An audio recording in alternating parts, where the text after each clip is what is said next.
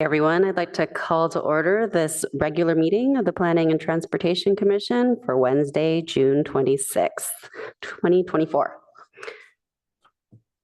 Ms. Dow, could you please call the roll? Chair Chang, Present. Vice Chair Rectal.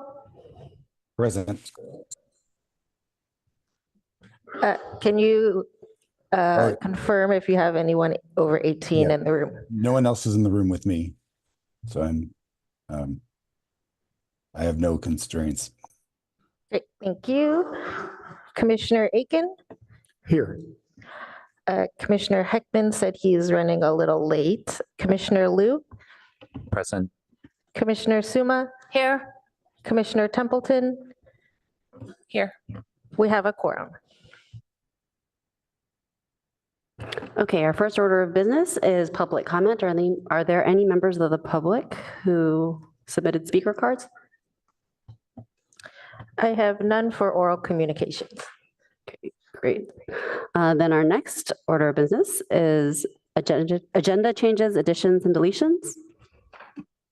There are no changes tonight. Great, thank you. And now we go on to city official reports. Ms. French.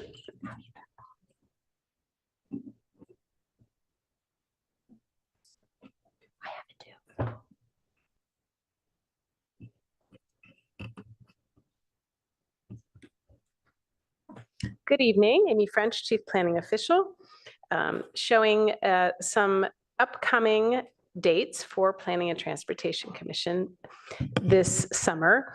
We have a few things moving around, but our next meeting is July 10th. We're expecting to have a map. I think we're turn that off, maybe. Excuse me, just a second. There's an echo. Commissioner Templeton and I are having some bizarre issue where there's a little voice and sound coming through our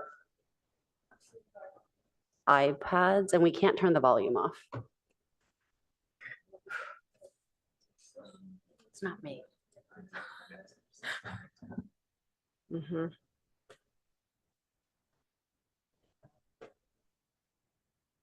Testing, testing, testing. Okay, so how do we turn that off? Where? Did you see how it was done? No. I'll speak again and see what happens. Yeah, somehow connect. Is it me? Oh, okay, okay. Perfect. I think we've solved the problem. Okay. Oh, yours is too? Testing, testing, testing. It's connecting audio here, so we're getting.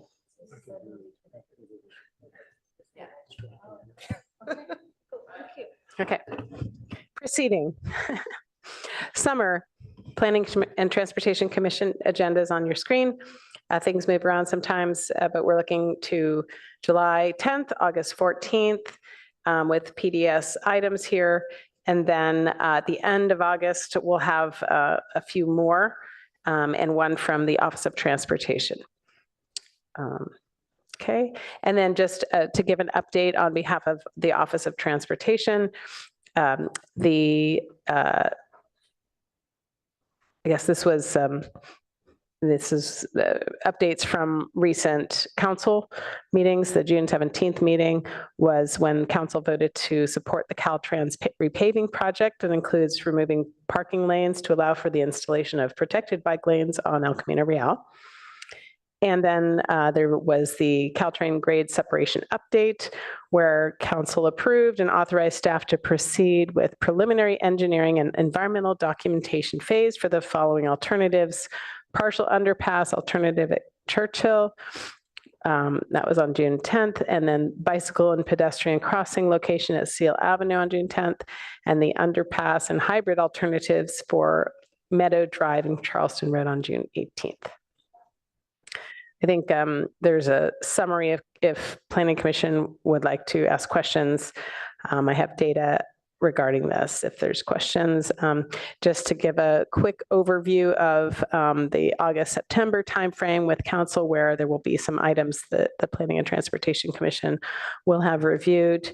As you know, the NVCAP was going to go on June 18th, but was postponed until August 5th. And there's a couple of other ones here that may be of interest to the Planning and Transportation Commission. So I know some of you have asked when items are coming forward, and I wanted to give you a heads up on future items. Okay, so that concludes my presentation.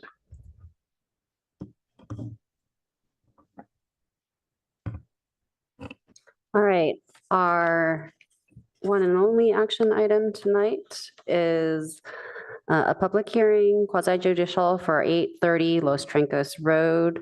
And this is a recommendation on the applicant's request for approval of a site design and review application to allow construction of a new 2-story 4,119 square foot multi-use accessory structure containing an attached 1,831 square foot two-car garage with a shop and an attached 891 square foot art studio. An attached 891 square foot second floor accessory dwelling unit is not subject to PTC review.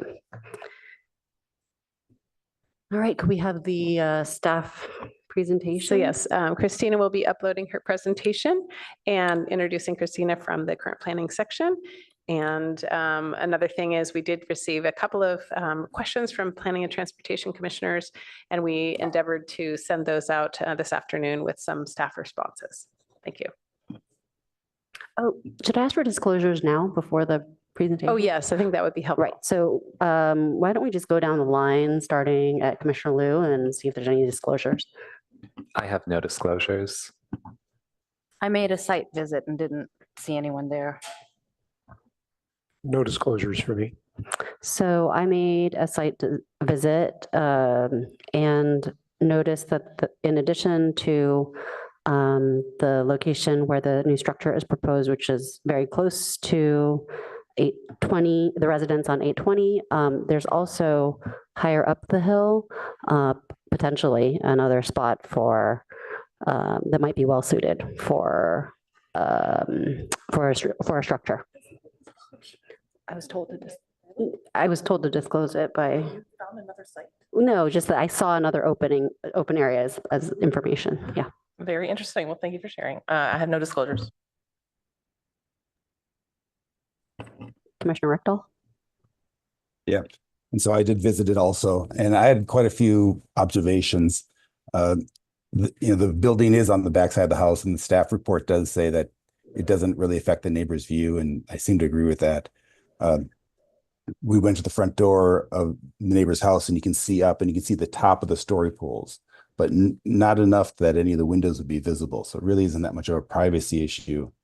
But still, the staff report says 90 feet and 150 feet. It really out there felt a lot closer than that. So it isn't so much of a privacy issue, but I could see that the neighbors kind of feeling this intrusion there. And then the other thing was this proposed driveway. I thought when I looked at the plans that it was serpentine to change elevation, but it's purely because of this easement issue. And it kind of, from an environmental standpoint, it seems kind of silly that you put in a whole bunch of gravel out on this open space purely just to get around a legal issue, not an engineering issue. And that said, this is really a challenging lot. It's long and skinny. So anything you build up there is going to be relatively close to another parcel. And also part of this long skinny portion is up towards the top of the ridge line. So that's also going to make it harder. Further constraining, make it harder to build there. So it's just a very difficult process. That's all. Thank you. All right, let's hear the staff report now. Good evening, commissioners, public. My name is Christina Dobkevichus. I am an associate planner with the city of Palo Alto. You hear me well? Yep, thank you. And I am today presenting this new multi-story, multi-use accessory structure at 830 Los Trancos Road. The project includes a request for a site and design approval for a proposed accessory structure within the open space district. The project is located on a 10.64 acre site at 830 Los Trancos Road. The property is currently developed with a single-family residential home, pool, and a detached pool house. New accessory structure will be approximately 4,119 square feet large, 24 feet and 9 inches tall. Project is located in the open space controlled development area that is adjacent to Portola Valley.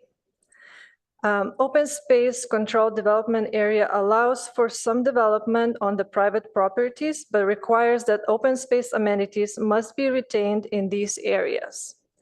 The project includes a new accessory structure that is associated with the existing single-family residential uses on the site, and does not impact open space amenities and is consistent with this land use designation. Proposed accessory structure is located in a relatively flat southern portion of the site, below the surrounding ridgelines and out of the view from Arrastradero Preserve. A new 12-foot wide gravel driveway extension is proposed along the west side of the property. Thank you. Some of the construction includes building retaining walls for the primary structure and also on slope cuts. And for some of the retaining walls will be needed for the stair. Site contains 20 trees adjacent to in the vicinity where the project is proposed. None of the trees are protected trees, and none of the protected trees are proposed to be removed. The accessory structure includes two-car garage and a workshop on the ground floor, stair and landing on both the first and the second level, art studio on the second level, and also an ADU on the second level that's highlighted in red. And the ADU must be processed ministerially. It only requires a building permit. However, since it's proposed on the second floor of the structure that requires a discretionary review, it can be processed at the building permit until the foundations for the primary accessory structure and garage are built.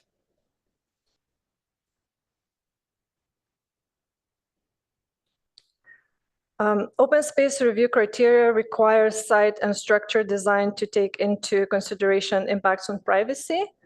There are elevations and 3D renderings provided by the applicant, and they show frosted glass for the windows. Almost all the windows have frosted glass with some high sill windows on the sides, and there's also privacy screen for the decks.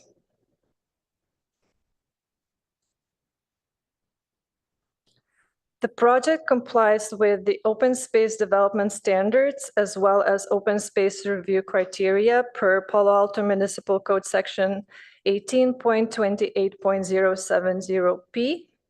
And a complete list of these criteria is provided in the Record of Land Use Action Attachment B.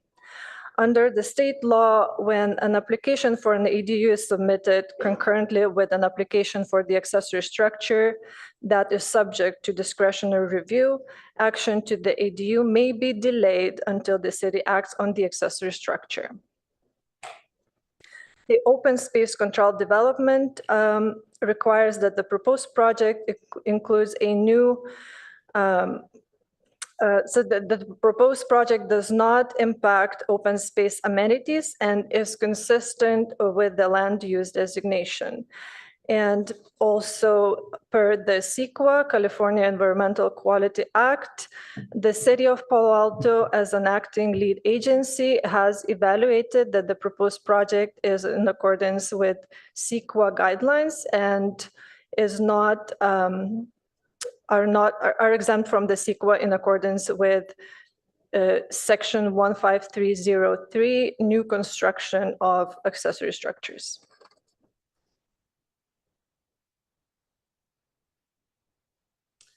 The proposed construction is minor and is limited to a new accessory structure and associated landscaping improvements. Some of the existing trees, there are 8 trees, non-protected small trees, will be removed on a southern portion of the site, close to the existing private driveway easement. An accessory structure, a structure with an attached ADU on the 2nd floor and associated site improvements are permitted uses in the open space zoning district when associated with an existing residential uses on the site.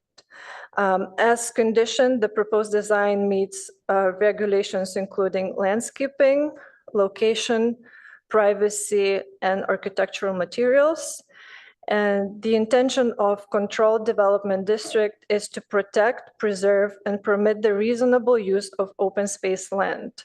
The project proposes no changes in use that would affect its conformance with the comprehensive plan. And some of the key considerations are on your screen. The project does not require removal of any of the protected trees with a circumference of 37.5 inches or larger. Only 8 non-protected trees will need to be removed to accommodate the project. The project also proposes obscured window glazing for the 2nd floor windows and a solid 6-foot tall screen. The project also includes new native low water landscaping to screen views over time. The project was initially designed to be accessed directly from the shared access easement immediately adjacent to the accessory structure. In that way, that reduced the required grading for the access. However, this was modified in the current design to be accessed from the main residence in response to the neighbors' comments. The open space criteria also encourages development to reduce fragmentation of natural habitats, be clustered or closely grouped in relation to the area. And from the ecological perspective, the accessory structure is located in an area surrounded by existing development. It's relatively close to the neighboring parcel at 820 Los Trancos, but does not contribute to additional habitat fragmentation. The proposed use is in allowed use within the open space controlled development land use designation and is permitted within the open space zoning district. Staff recommends that council approves the proposed site and design review application to the city council and based on the objectives and open space design criteria, subject to conditions of approval. Thank you. Okay, great, thank you. And then do we have presentations from the applicant? Yes, hello, my name is Joel Baumgartner. I'm the architect for Jerome and Bert on 830 Los Trancos. I have a presentation to share. If I can share my screen with you. I can do that here. I'm Bert Bauer, my husband Jerome Shaw. So when he talks about Bert, Bertner, Jerome, right with Rome, that's who we are. Did I hear Bert and Jerome there? We're here. A little quiet. Hey, Bert, how you doing? Shall I begin? I think I heard it. Yes, please go ahead and. Okay, I'm having trouble hearing their microphone. Yeah, so I'm the architect for them, and I'm just going to walk you through. Christina did a nice job, so I'll probably skip over a couple slides. I want to talk about the project description, which again, she kind of covered. The project location, why we chose this location and how we think it complies with the criteria, and then also address some comments from the neighbors previously raised. You've seen the description, two-story building, ADU, art studio upstairs over a garage and shop with a stairway. This is how it breaks down on the first floor, the shop at the back. Second floor split pretty evenly. These elevations you've seen. I do want to point out that we have the the narrow gable end facing the neighbor, and we've tried to put the longer ends facing north and south away, as well as the stair circulation path. And then on the uphill side, we've done our best to try and make this seem as low as possible by cutting into the hillside. So it sort of reads like a one-story up from up above. Here's another section, a section view showing you that there's no proposed additional fill, just cuts to settle the building down into the landscape. Okay, so why did we choose this location given the site, and what about the open space criteria? So as discussed, the site is across from the neighbor 820, but it's really part of now what could be a cluster of 3 buildings. Away from the Arastradero Preserve and other undeveloped wildlands on both properties and surrounding properties. So again, it's this cluster idea. And really the main thing we've tried to do is balance the different criteria. So privacy, location, and hillside development concerns. So that's where we're looking at, how did we choose this location? Well, I'll walk you through the different criteria. So you guys know these, the OS criteria. I'm going to address 1, 2, 4, and 5 here next with a few slides, and then I'll touch on privacy. And so we're sort of balancing again 1, 2, 4, and 5 versus the privacy. So there's a major ridge on top of which sits the main house at 830, which was allowed because there was a previous house going way, way back, and this was rebuilt about 10 years ago. Recently, 820 was constructed down in sort of what is a hollow below, coming up the shared access driveway. And again, we've decided to cluster next to it, really make a cluster of 3 buildings, but also use the hollow as a way to be lower on the hillside and really not much further away than we could be if we put it up here, and at a lower elevation relative to the neighbor, so not looking down on top of them.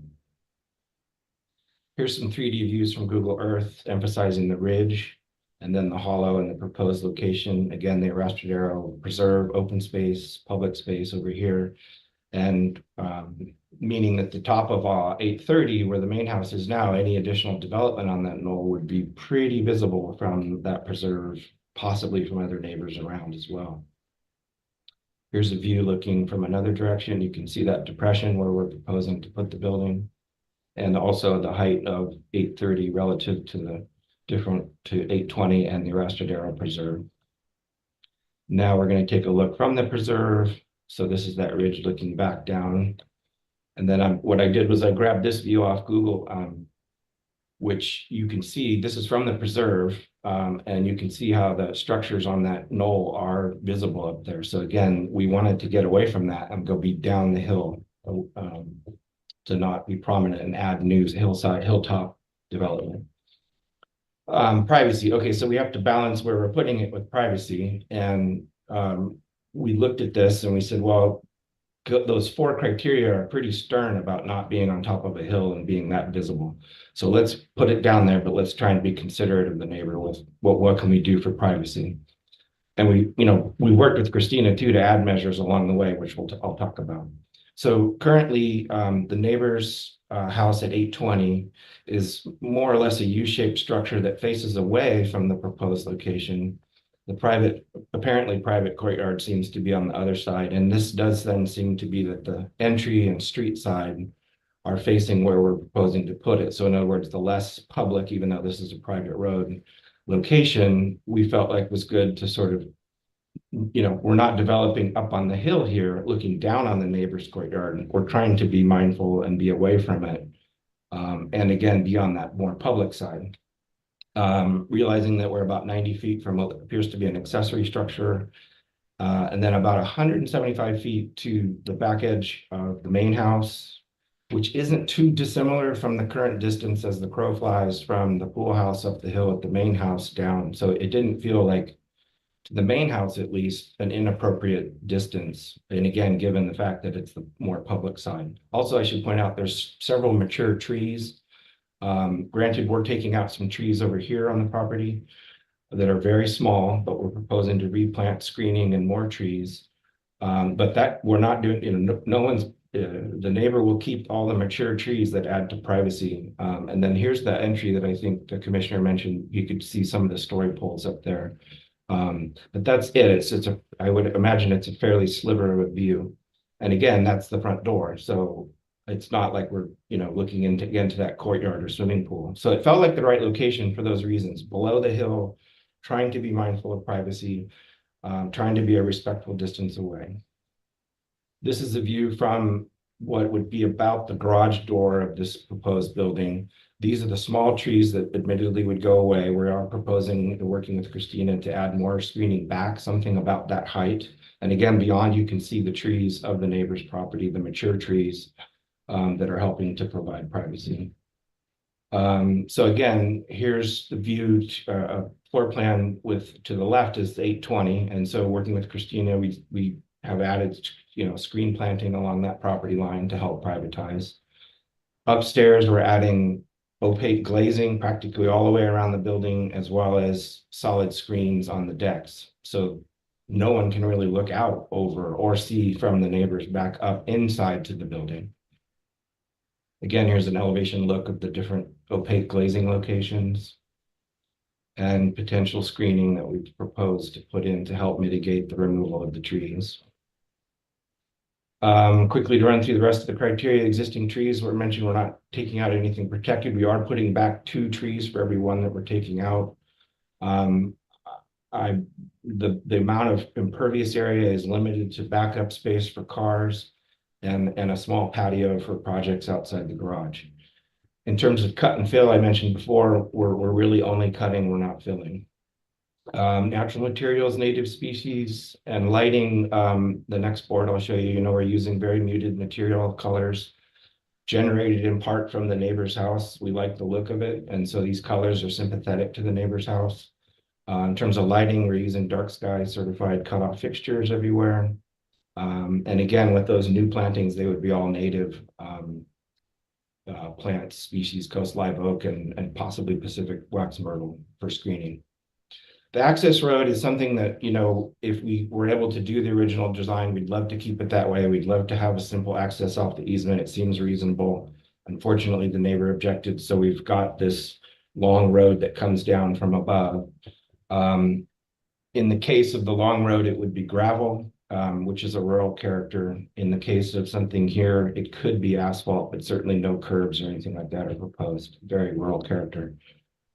Again, this is the difference in the 2 driveway approaches that we unfortunately we're left with. Finally, just to talk about a few comment responses responding to the neighbor's letter. I didn't cover before, the easement. So I'm an architect, I'm not a lawyer, and I don't know all the legalities of the easement. It just seems like common sense would say there's an easement there, and we've done a really good job siting the building, keeping it low, keeping it private. Why not let us use the shortest access route we can and avoid this thing? Noise, there was a comment about noise in the AC heating units. Surprised me a little bit. We're on the complete backside of the building the units are proposed to be put at the backside of the building.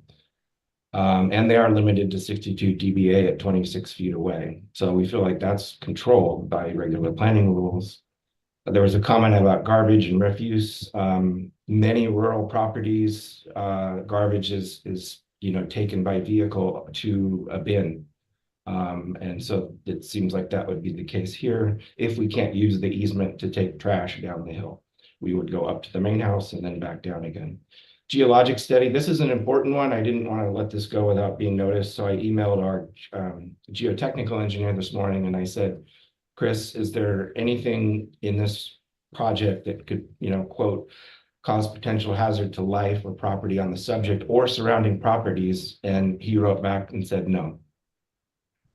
Lastly, drainage. Granted, at this point, it's a planning application, so we aren't providing details and plans showing all of the drainage, but I can assure you that we'll be in compliance with Palo Alto and state regulations, which are very strict about how we deal with water on the property.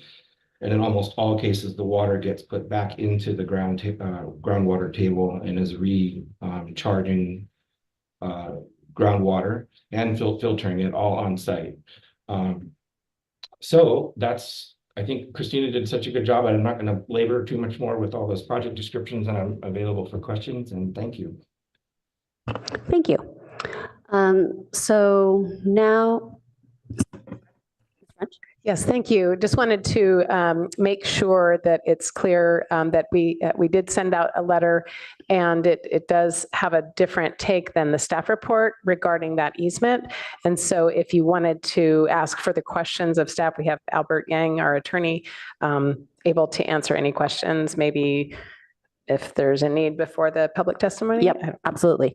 Okay, so it's time for clarifying questions from the commissioners right now, and maybe I'll kick it off with the one that Ms. French seated, which is Mr. Yang. Could you please describe to us what the difference in opinion from the staff report is, because I'm not sure everybody got the chance to read it before. Sure. I'd also just like to state for the record that Commissioner Heckman joined us during the staff presentation.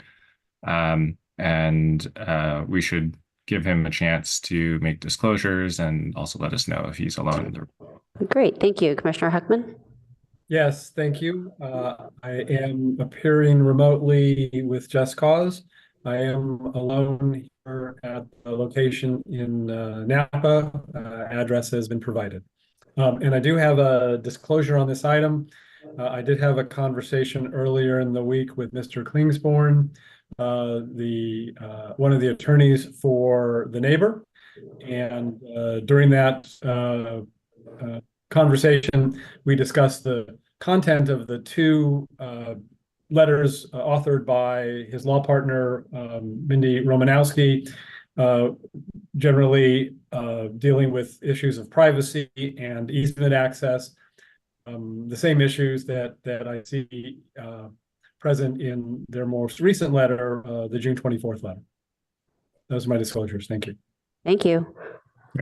So getting to your question, Chair, the staff report, I think, just said in a very sort of plain and short manner that staff disagreed with the neighbor comment letters on the issue of the easement. And I think that is, on further review, we determined that was sort of overstating the staff position. And so in short, staff views this question of the easement as a legal issue that we are not able to resolve. And so we think that there is a substantial question on whether or not this unit and this structure can be accessed over the easement, but we're not able to resolve it one way or the other. So there are a few options that we would recommend or suggest that the PTC could take. One of them, if the commission is inclined to approve the project, is to have a condition stating that that the PTC is not taking a position on the issue of the easement, and any risks arising from that open question are borne solely by the applicant. And then was there another option that you wanted to talk about? If the PTC were inclined not to recommend the project, it could take this issue, the uncertainty around the easement and the access, into account as, in making its findings for that. Okay, thank you. Does any other commissioner have clarifying questions?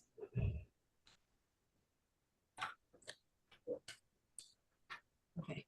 Commissioner Aiken? Thank you, Chair. So I spent a very long time poring over topo maps to get a sense for visibility and how that could affect the meeting the open space review criteria. It looks like there might be a few other sites on the property where that's possible. So for Mr. Baumgartner, I believe, which other sites on the property did you consider? Go ahead, Mr. Baumgartner. Again, we looked at that top knoll up there where there is a flat, clear spot, but it just seemed so visible from almost 360 degrees as to be a non-starter. And then if we were to say go south between the current main house at 830 and the house at 820, first of all, it's extremely steep, but then we'd also be looking out over the neighbor. And then the other possible space would be on the far side of the main house, which is just sort of impractical to get a driveway around the main house and down the hill and then cut into what is kind of untouched natural space. So again, we've looked at sort of north, west, and south locations around the main house, but they just didn't seem like they fit the design criteria guidelines for open space. Is that clear, Commissioner Aiken? Yeah, there are more detailed questions that I could ask, but I think they're better put off until later then. Okay, then we'll have Commissioner Rectal and then go to Commissioner Templeton. Go ahead. Yeah, to follow up on that, if you scooted the house up the driveway a bit, I mean, that has some problems that introduced because now you're looking more over the neighbors, and so it would have some downside. But it would be a little further away from the neighbors too. Did you look at that? Could you slide it up further? We did. That was actually one of our first spots we looked at, but it increases in steepness as we go up that hill. So at where we are now, there's relatively flat spot. It's not flat, but it's compared to going up the hill. It's very steep, just a little ways up the hill. And so yeah, I walked that and it's not shallow. It's fairly steep. Yeah. But, so I mean, Bert and I talked and we said, what if we put it here? And I said, well, let's get this survey so we can really see what the slopes are. So we got the survey and I said, gosh, this is way steeper than it just doesn't make sense. You're gonna have not just a 1-story underground, you might have your 2 stories underground, or at least 1.5, So it just didn't seem plausible as a spot. Also, it was like kind of spreading out the development, and the roadway access and cuts and fills that are required to get a road up there. Granted, we're coming down from above now, but we'd rather not. Okay. Did you discuss any of these potential other sites with the neighbors at all? I have not. So do you know if the neighbors have a preference of if you were to build somewhere, do they have a preferred site? Not to my knowledge, I don't know. Okay. Commissioner Templeton? Thank you, Chair. Mr. Yang, can you clarify? I think I understood you to say that the access issue being unresolved is a reason to deny the project based on which criteria? I didn't hear which one you suggested. No, I wasn't suggesting that I wasn't suggesting that the PTC needs to do anything with it, just that it could consider the uncertainty as one of its deliberation. Which criteria does that apply to? I just want to make sure we're clear. We could spend hours on this, so we need that guidance from you to have that context. So it would be,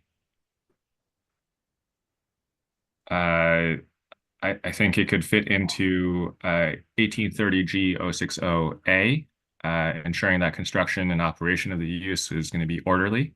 So that's on packet page 17, if anybody wants to follow along. Okay. And then totally unrelated, but a question to Mr. Baumgartner. You have all your glazing. I apologize if this is a standard industry thing, but just my knowledge of what opaque means may not match, but you're having glazing that is not letting any light through, or? Yeah, perhaps opaque is a strong word. What we mean by that is translucent. So that would be like frosted glass or shower glass that's not visible but does let light in. That makes a lot more sense. I just want to make sure we're all on the same page there. Thank you. That's my questions for now. Okay, I don't see any other questions from commissioners. So at this time, we're going to move to public comment. Ms. Dow? Yes, one speaker card from Greg Klingsborn.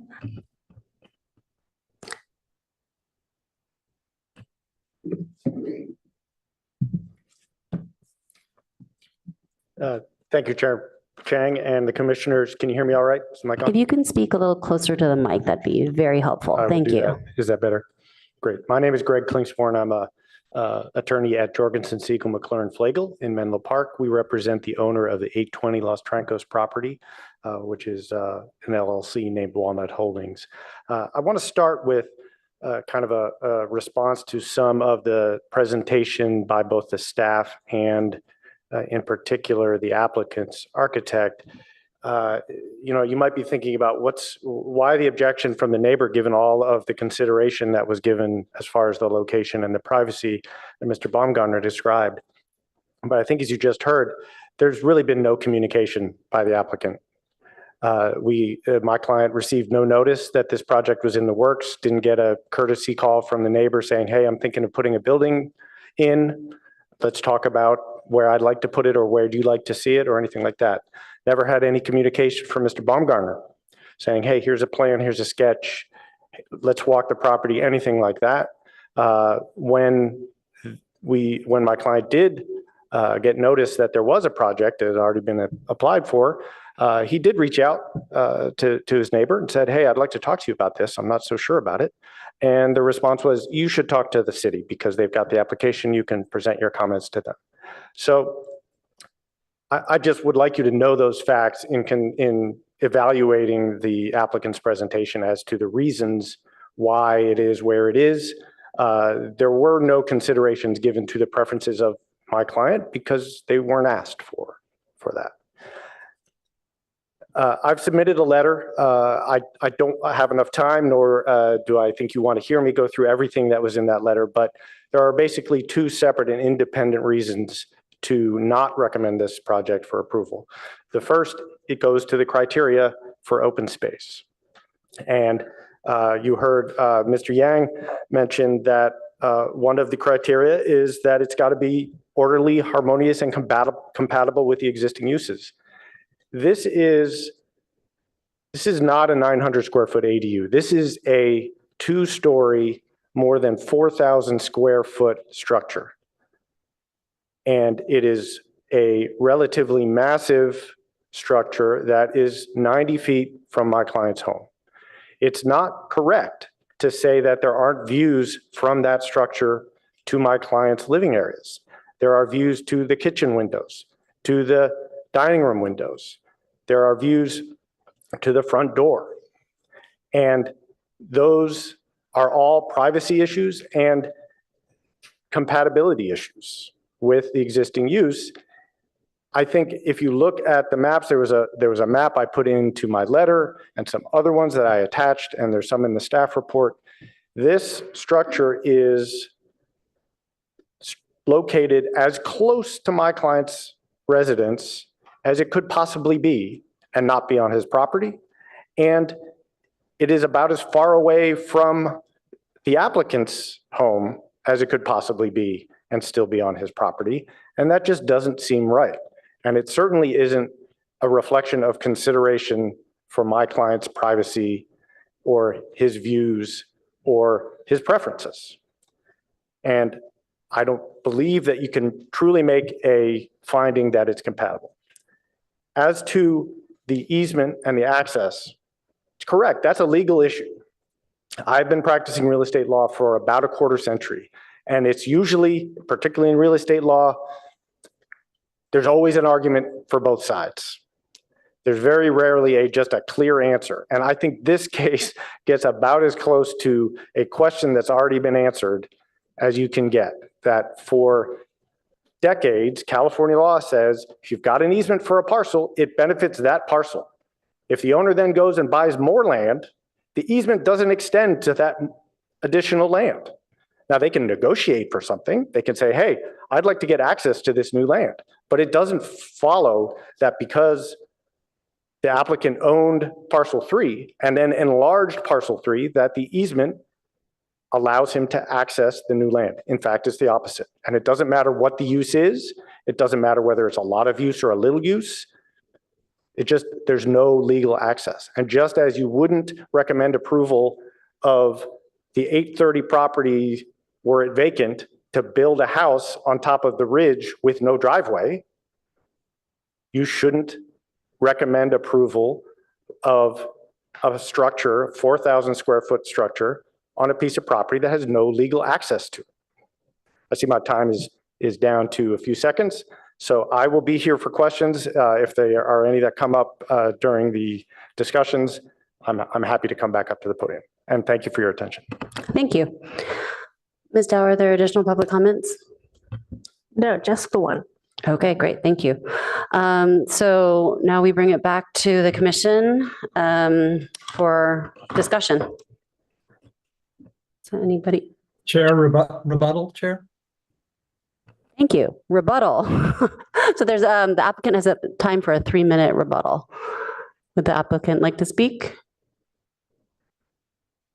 Yes, you are the applicant.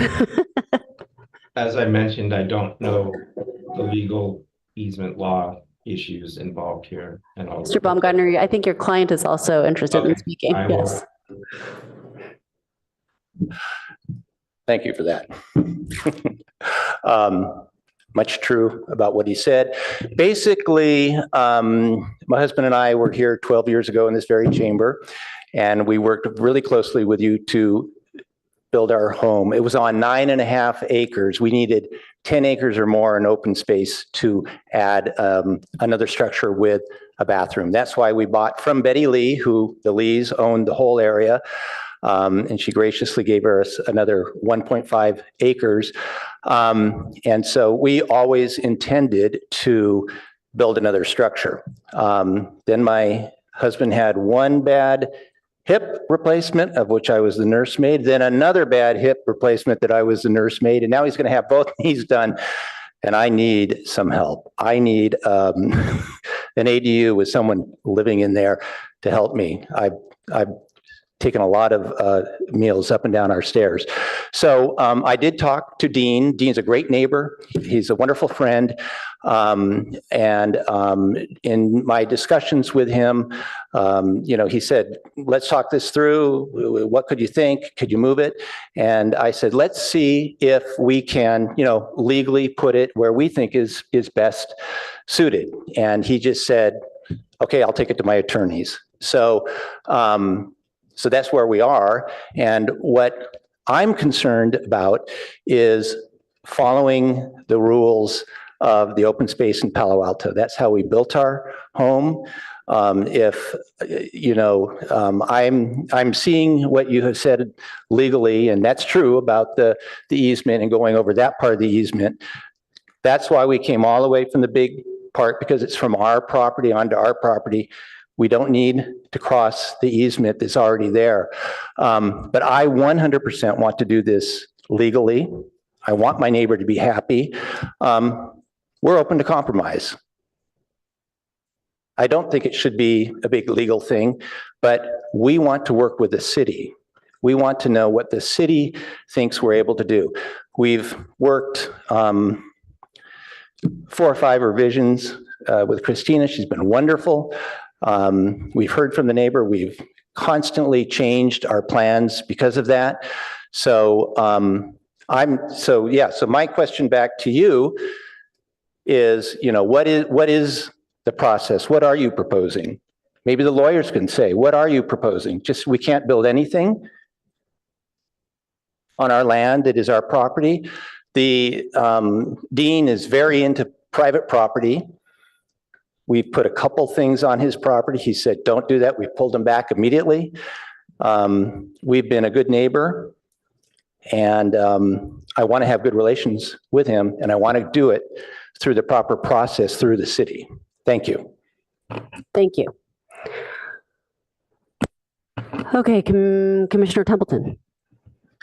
Thank you so much. And thank you, everybody who gave a presentation today and helped clarify the different positions, the city, the applicant, and the neighbor representative. I find myself struggling here about advice. I don't think we can give you advice about how to negotiate this, but I can echo some things that resonated with me that may help you figure out what the good next steps are. It feels a little bit like the cart is being put before the horse. If you don't have access to the site and the site is controversial enough to instill, lawsuit level conversations, it may be something that you have to get done first. I think the city is not going to weigh in. They're not going to resolve this for you. And I know that's frustrating, right? That would be nice to have a final answer, but that's, the city can't override the court's process, right? So at least that's what I'm hearing. So I like the idea of how you've approached the design. So, Mr. Baumgartner did a good job of explaining your values that you've provided to him in terms of design. But unless you can access the structure, it's going to be controversial here as well. So I'm hoping that today we can give you enough feedback about the design and from our perspective, from the things that we can control. But I would caution you about setting expectations, because we're not going to be able to resolve your legal issues here today. So thank you. Thanks. Commissioner Heckman. Thank you. So in this round, I've got a comment and then some questions. So let me start with a comment. So in my work, I am regularly dealing with neighbor disputes over things that happen at and near the boundaries of their properties. And one of the things that occurred became clear to me pretty early in my career is that, I'm hired to come in and try to resolve this dispute. And then when I'm done, I leave. And I leave behind the two neighbors who have to live with each other. And so it became clear pretty early that in doing that work, it was important to try to keep a neighborly tone, so that when and I think that really applies to the commission in this work, that we should be, it's not strictly on our plate, but we should be endeavoring to try to pass forward a recommendation that does not put these neighbors at war. Because if they litigate, and there is a definitely litigable issue here, somebody's going to win, somebody's going to lose, somebody, if not both sides, are going to have a sour taste in their mouth. And so I'm hoping that we can find a path forward that helps these folks not go through that process, so that when it's done, whatever it looks like up there, they can be friends and be neighborly to each other. Sometimes it's too much to ask for, but that should be our aspiration. So let me now get to some questions. So the first one, I think, is to Mr. Yang, just to understand sort of the modified staff suggestion. It seems to me that this is similar to the way cities treat CC&Rs that may affect what can be built on property. And what cities usually say there is, the CC&Rs, that's a private contract. It's between private parties, and the city has to focus on what the requirements in the city codes. And if there is a dispute over private contracts, that's not really that's not the city's role to decide it. That may need to be decided by the court. And it seems that in the sort of revised, modified recommendation of one alternative is, we just want to make that clear in the conditions that we're not taking a position and that, if there's to be a legal remedy, it could affect an approval we grant. Am I understanding that right? Yes, that's right. Okay, thank you. Then my remaining questions are for Mr. Baumgartner, really to follow up on Commissioner Aiken's questioning, and I'm wondering to do that really about other sites that were looked at. And I'm wondering if from your slide deck, to start with, you had a very helpful aerial that showed the ridge and the hollow, and that we can start to understand the topography here. Would you like me to show Are that? you able to pull that up, or can staff help you with that? I can do that. One moment here. Yes, please.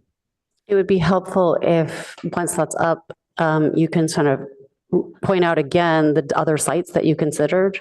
Sure. Right. Yeah. This is the exercise I'd like to go through when we can all be looking at the, this. Okay, you can see my screen now? Yeah. Yes, we can. Okay, so the red outline is the sort of flagship property at 830. This blue heavy line represents more or less the ridge, which is highly visible from especially the open space. Then we have this sort of hollow wrapping around, which again is the 820 in our proposed location. At the top of the hill, and this is kind of a 3D view, so 830 looks down on 820, looks down on the proposed site, and looks down on the preserve. It also looks down to the sort of northwest. And so it really cascades down that hillside towards with the Ladera area down there.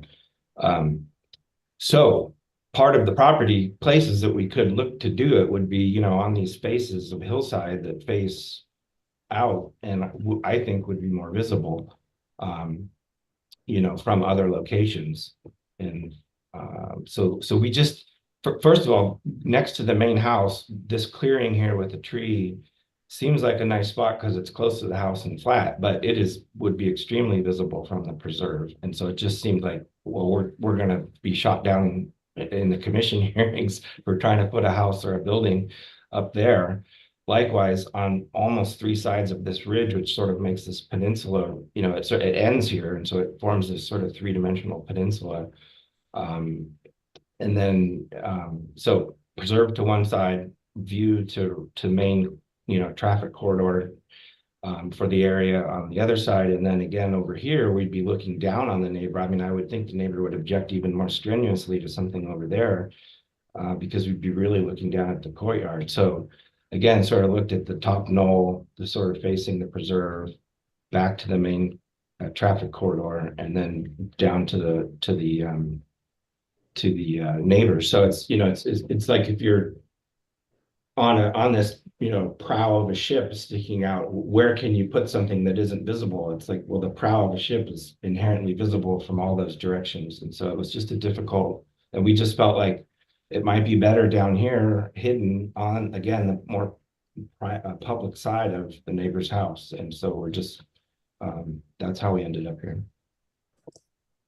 All right, so let me ask a couple questions about that uppermost potential site, which is in the clearing to the, I guess it's to the east of the house. Yeah, that area.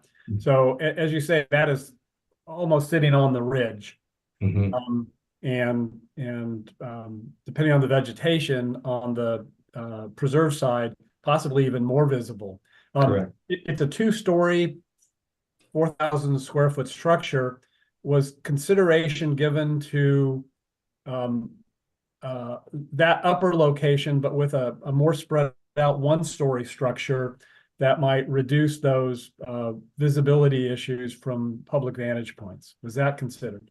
I mean, we considered it, but the first criteria is don't build on the hillside and the ridgetop. So it seemed like, how could we even bring that to you?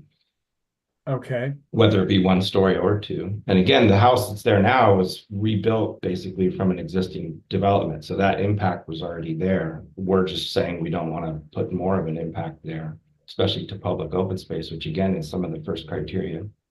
Understood. So from that location right next to the house, as you slide down toward the location that you selected, right, which is at the bottom of this peninsula that was acquired. You can see there's some areas that have less vegetation as you slide down the hill from adjacent to the main house to the proposed location you have indicated on this map. And as you slide down the hill, at some point, you would, with a one-story building at least, not be visible. And of course, farther down, even with a two-story, you wouldn't be visible. So yeah, this is actually very helpful because I was wondering what kind of topo you had. So yeah, this is that knoll that's very prominent up top here. Yeah. Try to colorize this for you guys here real quick. This is where we're proposing, and you can see the separation of the contours is markedly further apart, meaning flatter than immediately up the hill, where we just start increasing in slope.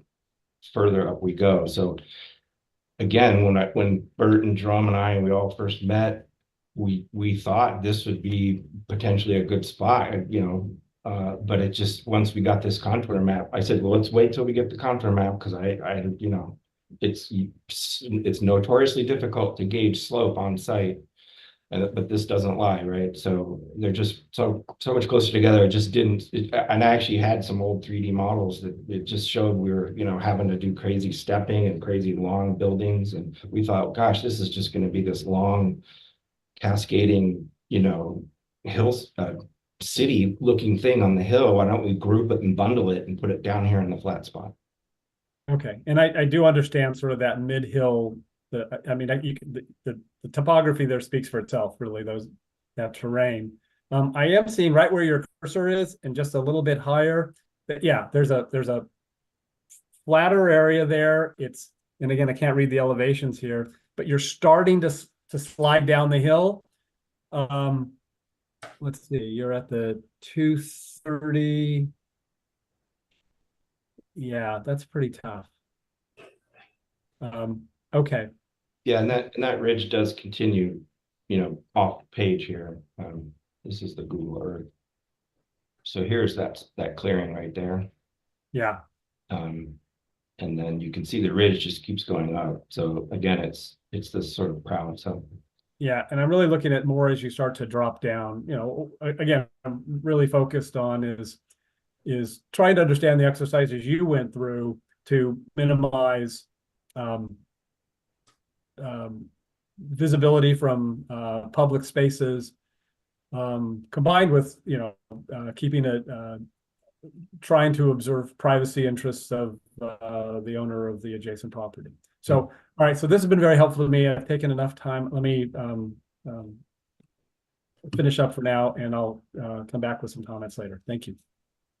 Okay, we'll go to Commissioner Liu, then Aiken, Suma, and Rectal. Thank you. Some of my questions were already asked, so I just have a clarification on a previous answer for Mr. Yang. So just to understand what the precedent or standard practice would be, let's hypothetically say that the only proposal were for a ministerially approvable ADU. In that case, would the city go through the list of criteria? No. The open space or, criteria. Yeah. Mm-hmm. So the open space criteria and the site and design findings do not apply to a ministerial project. Okay. And I guess one distinction I'd like to note, because I don't think it's been totally clear so far, the site and design findings are mandatory. Those are the ones in 1830G 060. The open space criteria just need to be considered. And so that's something where the commission is more able to sort of weigh certain criteria against others and use their judgment in determining how important each one is relative to the specific situation. Okay. Yeah, that's actually helpful and something that I'll need a second to digest. But ultimately, we would generally say that this project is ministerially good to go. And like Commissioner Hecken mentioned about CC and ours, the staff process would be to move forward with the ministerial approval with the caveat that staff is not taking any legal position. Like, would that be effectively what the standard process would have looked like in this hypo? Yes, I think that is right. It's more likely that this issue would not even have been flagged in an ADU only ministerial review, because the neighbor would not have received notice, and so we would not have received any comments. Right, but even if we did receive comments in a ministerial approval, we would still generally say that the EDU portion at least would be acceptable under the city's kind of standard practice, and any other legal disputes would happen downstream. Most likely, yes. Okay, thank you. Commissioner Aiken. Thank you. First, I wanted to say how much I appreciate the attention that's been given to privacy and to, excuse me, and to other issues like noise generation from the HVAC equipment. It's so often that we don't see enough consideration of those. So thank you very much for the design of the structure. So the only issue really for me is the location. I think that breaks down to two cases: if the easement dispute can be resolved and if it can't. So if the easement dispute can be resolved and you have access to the more newly acquired land, I spent a lot of time checking altitudes on the maps and looking at the size of the structure you're proposing. If you look in your plan set and see view number 5, if you look just a little bit uphill from view number 5, you have a steeper site, but you have room to put a structure that's the same height as the one you're proposing below the ridge line. If you're to consider a different kind of structure, like a split level versus a 2-story, you might find that there are other configurations that are possible in that area. In both of those cases, there are false summits that protect that new structure from being viewed from either Los Troncos below or Arrastradero on the other side. So you would have no concerns about visibility. If the easement dispute can't be resolved, then it looks to me like your only choice is to find a site on the original lot. And of those that I considered that had proper visibility characteristics, it's going to be close to your existing house, perhaps northwest of the pool, in areas that are forested or perhaps even part of the lawn, but preferably a little bit south and east of there. But even so, it would still be possible to construct something that would meet your functional requirements. Now, as to whether that meets your aesthetic requirements and other concerns that you may have, I can't make that call. But you do have options if you want to consider them. And perhaps what I'm getting to in the end is might be worth taking a look at those more seriously, just to see whether any of those could work for you. That's it for now. Thank you. Commissioner Suma.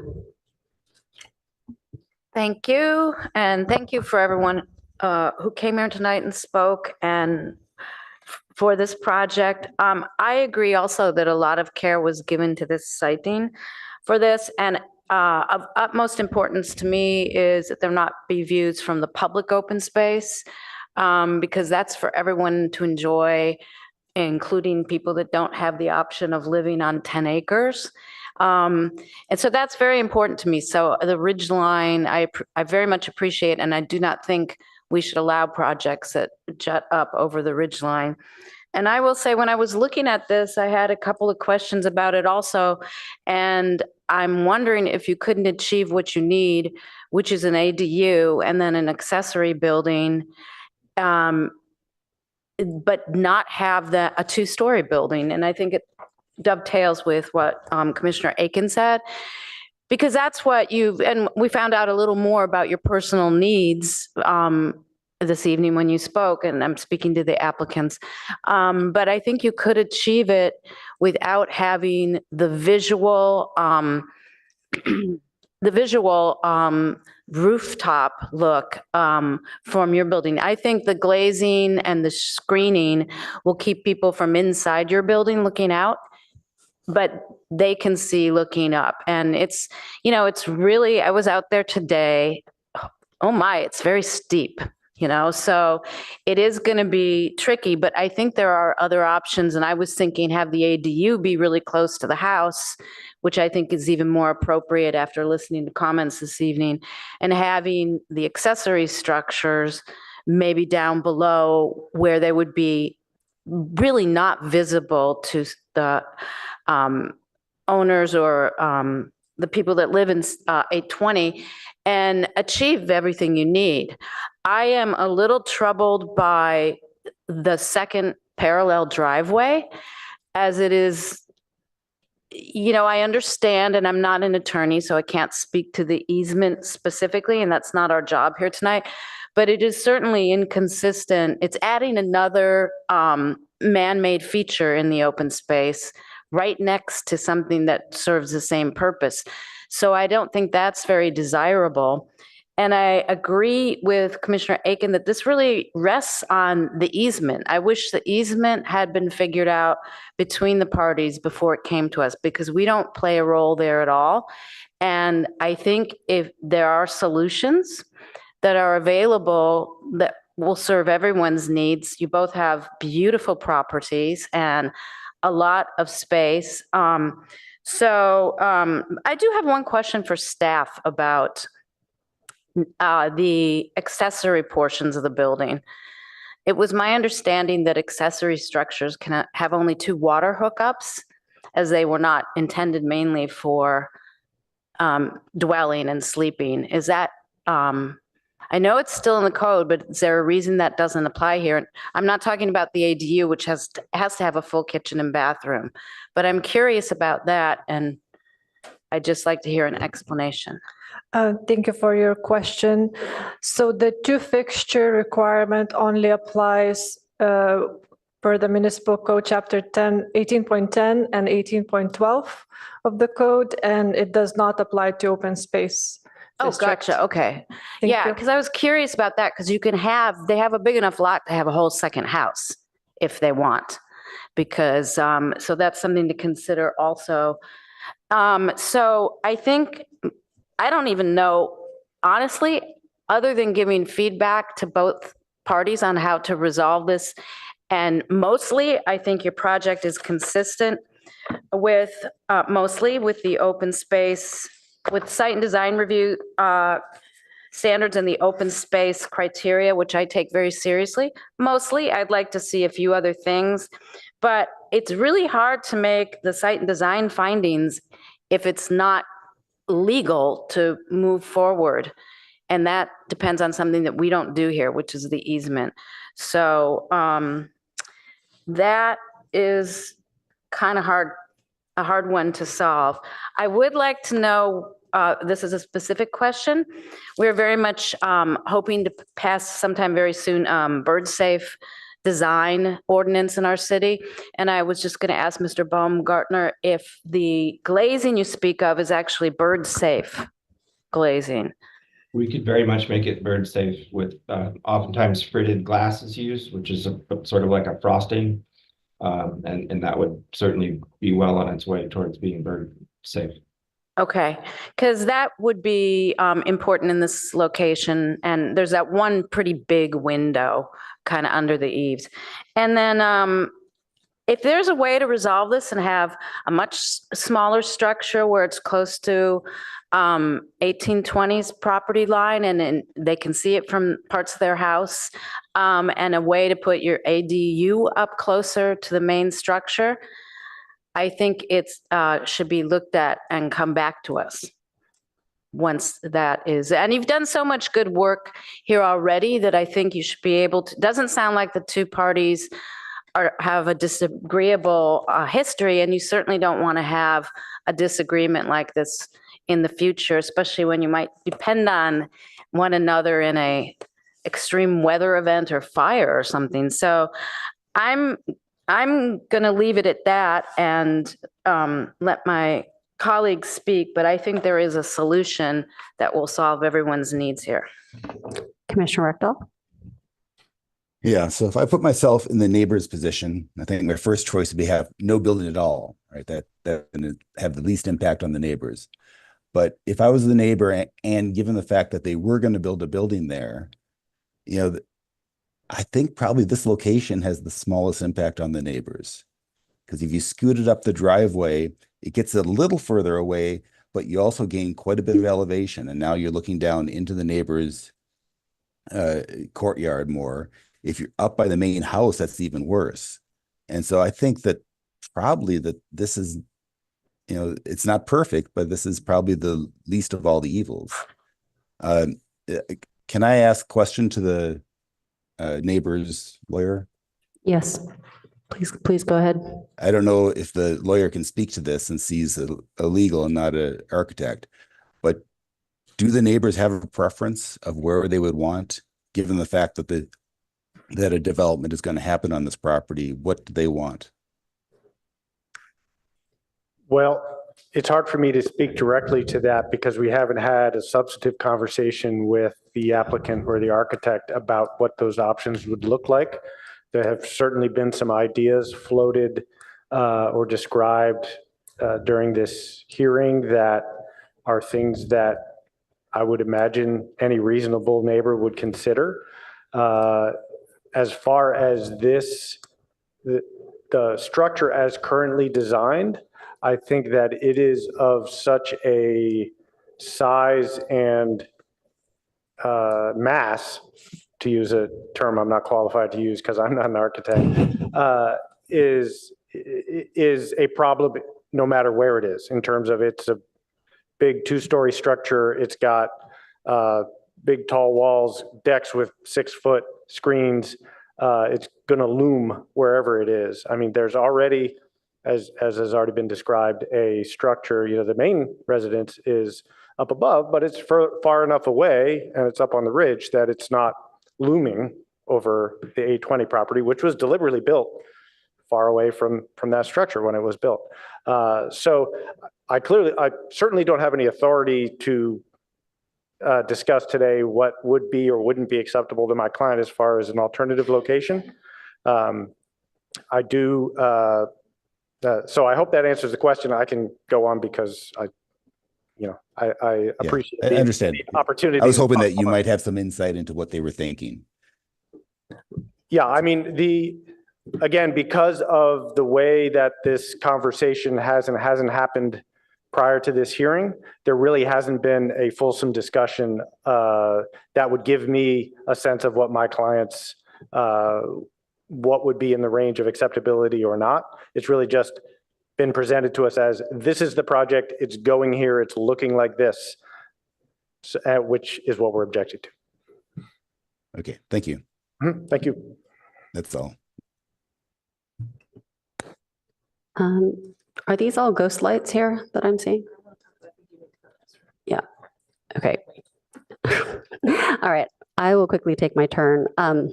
I would like to align most of my comments with that of Commissioner Aiken, where it seems to me like there might be ways to build up closer to the main house. When you pull up the contour map, or when Mr. Baumgartner pulled up the contour map, just right below the knoll, there are some areas that seemed a little bit similar in terms of the contour line spacing to the site, the currently proposed site. And so I would really like to see that. I was really pleased to hear that the applicant is willing to do bird safe glazing for the portions that are not opaque, translucent. And then as I looked at the design and the open space criteria where we're trying to minimize access roads, unfortunately, because of the easement issue, the access roads are most definitely not being minimized. And I understand that it's permeable, but it still results in many, many more square feet of disruption of the environment. So I'd really love it if the structure is going to go in the currently proposed location, if there were some way that the neighbors could cooperate and find a way to go back to the originally designed driveway. That said, I think the larger issue, as I look at, I'd have a hard time making a finding about privacy and views of neighboring properties not being impacted, and also potentially a hard time making a finding about ensuring that it'll be compatible with nearby sites, simply because as you're in my site visit, as I was driving up there, it's really clear that the houses and properties are generally spaced decently far apart. And as the public comment mentioned, unfortunately, due to the topography, this is about, due to the topography and the shape of the parcels, this is about as close as you could get to the neighbors and as far away as you could get from your own, from the main residence. So it's difficult to make that first finding because of the easement issue, and also because it's clearly not harmonious right now. And then just, one final way I was thinking about this is I recently served on the public access working group for MidPenn. And they have a good neighbor policy that suggests that they don't want to build anything, including a trail, much less a structure, within 300 feet of another residence. Now, obviously, that is a different organization's rules and not ours, but it does highlight what somebody else thinks is neighborly. And I think it's paramount that we find a neighborly solution here, because it doesn't feel that way right now. Thanks. And Commissioner Templeton. Thanks, Chair. It's been a lot of really good comments, and I appreciate you sharing that one about the MidPenn. That's really interesting. As I'm listening to the lawyer for the neighbor, and we're speculating about what kinds of things would please them and support your project, I'm going to add my voice to the speculation. I don't speak for any party here. But what I hear is that there's a missing requirement in the requirements that you provided the architect. And that is support of your neighbor for access to the new parcel.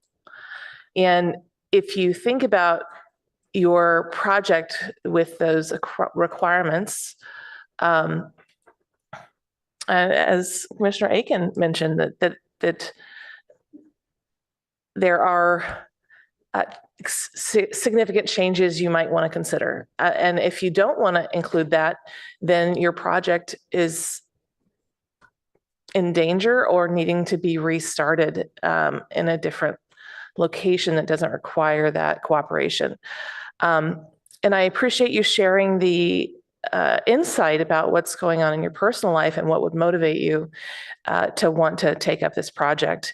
And I'm going to say something you might not hear a lot in the hills, so forgive me. These are just ideas for you to consider as you solicited some feedback here.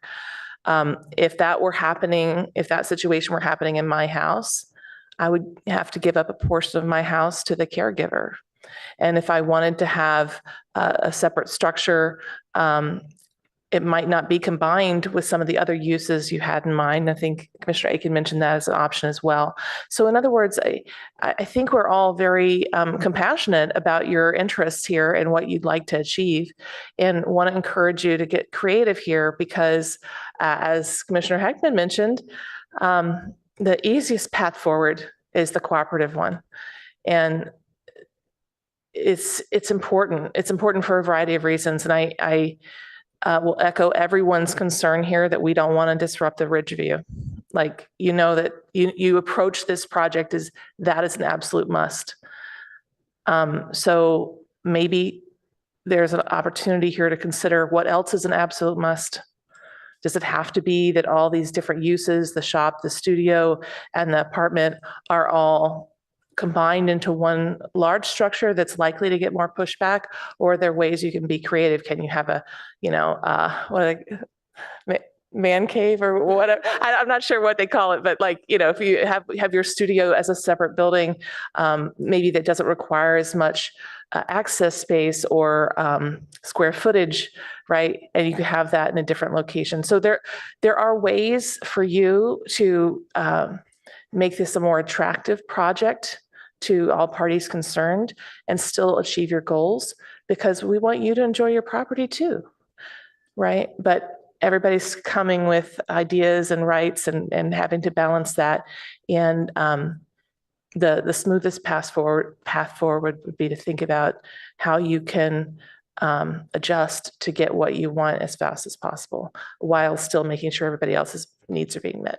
So really appreciate it. And just wanted to say that I think we're all here saying the same things, and we appreciate your concern about the nature preserve and making sure that that view is open, and also thinking about ways to adjust so that you could move forward.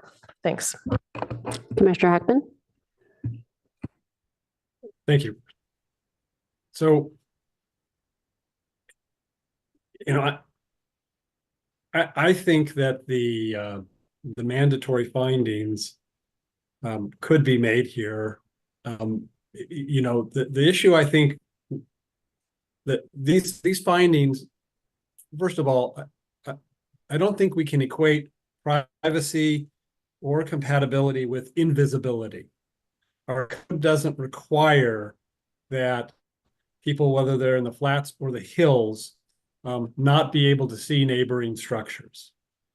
It just doesn't. And I think here what we have is a proposed structure 180 feet from the home, not the accessory structure or garage, but from the home, with lots of privacy, lots of features included to ensure privacy. And that is 9 times the distance between my home and the homes of both of my neighbors, albeit in a more dense area, but nonetheless, it's a long distance. And incidentally, the 300-foot concept, I think that's really an apples to oranges situation, because those paths are public paths. And so MidPen is showing some sensitivity to have, dozens or more people moving past somebody's private residence with no screen on a regular basis. So I think we should be cautious about that. And I do tend to agree with staff's view that the proposed location meets the criteria where to pick this building up and put it on next to the main house on top of that ridge would run afoul of a number of the requirements. But I guess I'm not fully satisfied that those are the only 2 possibilities. And we've heard sort of related comments from a number of the other commissioners. And of course, one of the things that's really troubled me tonight is that these neighbors have not talked directly to each other about this issue of common interest to them. We heard from one that they were told, go talk to our lawyer. And we heard from the other that they were told, go talk to the city. But, these folks are, it seems to me that there's a good chance that these folks will end up in litigation unless they figure out, unless they talk to each other and through those discussions find something that is a compromise for both of them they can both live with. because Mr. Klingsborn is very confident in his case, and he may be right. But he could spend 1.5 years on behalf of his client litigating that through a trial court, and then another couple of years on appeal. And I will tell you that judges make decisions that surprise you every day. And there may be a decision that comes out of this, either at the trial court and or the appellate level, that surprises the neighbor. And again, it's a foul business, litigating against the neighbor. And so while it may surprise some of my fellow commissioners to hear me say this, because I almost never do, I'm wondering if this is a situation where, because the neighbors have never talked, and because all of us seem to have ideas about things that we could talk about, that maybe we should put this over and give them the opportunity to talk, having heard all of our comments tonight. Of course, we can't force the applicant to propose a different design, and they could come back in a month with the exact same design, and maybe not even having talked to the neighbors. But I think we've given them a lot of information tonight, and that I am not certain, based on what I've seen,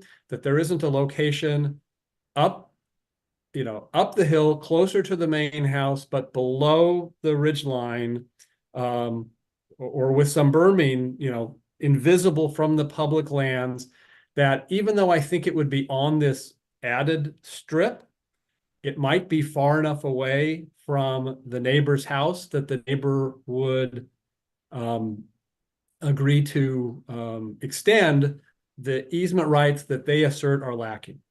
And so there may be a solution that could be worked out, but they've never talked directly about it. So that would be, that's a direction I'm throwing open for consideration by my fellow commissioners. Commissioner Sumo? Well, and this might surprise some of you, but that's exactly what I was going to say. I think we should continue this and give all of the interested parties a chance to think, and they can come back to us right away with no changes. Having said that, of course, they have a right now to build the ADU in any, way that they want to, basically. So it won't hold up the ADU if that's what they so desire. And I am hearing through the various parties that there is sort of an openness to that. So that's what I was going to suggest anyhow. Are you making a motion? I can make a motion if you'd like. I'll take a stab at it. Please go And ahead. that is to, in the interest of finding a solution that suits all the interested parties, make a motion that we continue this to give the interested parties time to find some other solutions, with the understanding that that does not affect the ADU production. Second. Somebody read. Does anybody want to speak to the motion? Oh, and I'll add to that we appreciate that the applicant's architect has agreed to add bird safe design into whatever new structures they're placing there. Do we have a time frame about what we're continuing? It's certainly not to the next meeting, or? I would think to a day uncertain, because really the ball's in their court to do this in a way that works for everyone. And I think, I believe it can happen too. Are those additions amenable to the last second? Accepted, thank you. Great. Do you need to speak? Commissioner Heckman? I think so. Commissioner Heckman? No. It's a ghost. Oh, okay. No, it is. I would like to speak. Okay, please go ahead. Yeah, just on the date uncertain, I really, the applicant is before us with an application that is entitled to be heard and move forward. And so I would be more comfortable with, and I hope the commission might be amenable to continuing this to our August 14th hearing. That's 6 weeks from now. If the parties are, deep in dialogue and working on a redesign and feel they need more time, they can let us know and we can put it off further. But I'm concerned that, if they spend a couple of weeks and there are discussions aren't fruitful, and then we're going to try to, put it on our agenda, we're past the 10th, we don't have one on July 31st. The applicant has an ability and a right to have this move forward. So I'm wondering if my fellow commissioners would agree to a date certain of the 14th of August. I'd like to hear from Ms. French about it, because I do know that we have a very packed We do. agenda. Well, I thought I might add, when this happens at the Architectural Review Board, there are times where the applicant is asked if they have a, have an idea about what date, because we don't know, are they available on the 14th? We don't know if we'll have room on the 14th, but there might be a date that they would have in mind. Okay, I'd like to ask the applicant if given that the commission may be moving in this direction, is there a date that the applicant has in mind? No. I want to do what works best for you, and I want to do what works best for you and for Dean. I'm a former civics teacher, and so tonight was a delight, because to see the amount of time and energy that you have spent on this is commendable. I mean, it's democracy in action, and you've gone beyond, just we have the right to build it. We know all along. You're going deeper. You're talking about what the other commissioner talked about, the good neighbor policy. I'm fully embracing that. I love your idea of us getting together with Dean. I have talked to Dean about this. I'm happy to continue to talk to him, and I want to meet you too also. You're right. Your concept of really what is needed. No, I don't need a man cave, but I do need like an ADU to help my husband. And I think there's a lot of room for compromise, and you have given us 25 different suggestions. So I'm excited about it. I think you're right, Commissioner, that it's up to us to kind of go away. I know that Christina is so responsive that once we work it out, I tell her she'll get us on your schedule. I know you'll be open, so I have no concerns about that. Thank you. Thank you. I would add that, July and August are big vacation times, and I want to make sure that the applicant has a chance to meet and have that important conversation with the neighbor, which might require some consultation with your schedules. So I'm hesitant for that reason to go ahead and pick a date, although, that is your right. If you're comfortable with us trying to give time to meet and work it through, I think that would result in a better outcome for you and your neighbor. So that's why I agree with Commissioner Suma's direction. So for the record, the applicant has indicated non-verbally that he is okay with leaving it to a date uncertain. Yes. Okay. I'm fine with it a date uncertain, because I think the parties, especially the applicant, have an interest in getting it done quickly as well. And they've already spent a lot of time and they kind of know what they want. It's just a matter of moving the pieces and finding the right places to put it for everyone, I think. So is everyone okay? Or are there any other suggestions? I'm not seeing any lights. And so because of that, I'm assuming that we are all okay. If anybody wants to discuss anything further, light it up real quick. Okay, no. So with that, I think we're ready to take a vote on that motion, Ms. Dow. Commissioner Aiken, Yes. Chair Chang, Yes.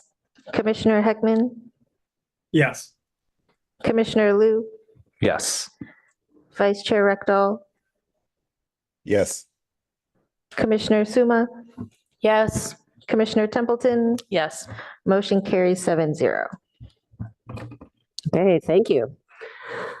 And thank you to everybody for speaking tonight.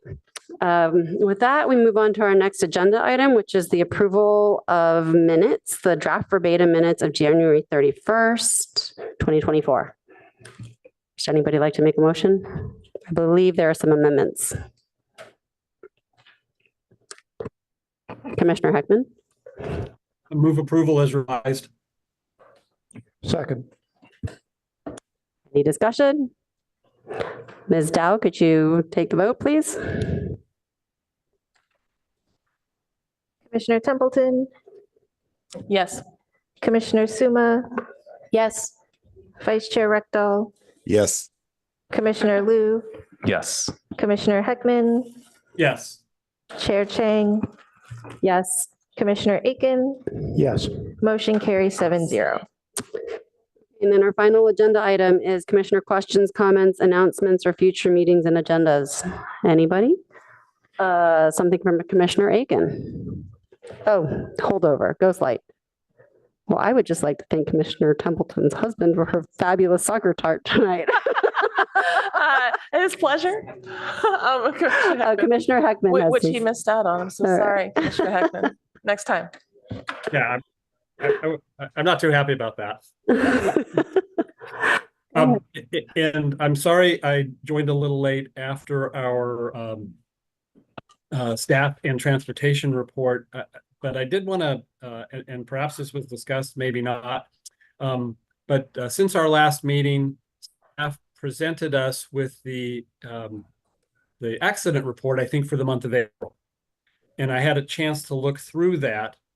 And there is a category there for injuries. I'm sure some of my fellow commissioners looked at this, but it doesn't, that category doesn't indicate severity. And, you know, last year we've spent some time talking about what I think it's called the Safe Streets program, where maybe I got the name wrong, but where we're trying to reduce and ultimately eliminate KSIs, right? Fatalities and serious injuries. And so the question I had for transportation, and I'm sure they're not here, and so I'll ask Ms. French maybe to carry this back to transportation to talk to the police department about, is there information, because ultimately we're going to want to use these reports to measure how we're doing in this goal of reducing KSIs.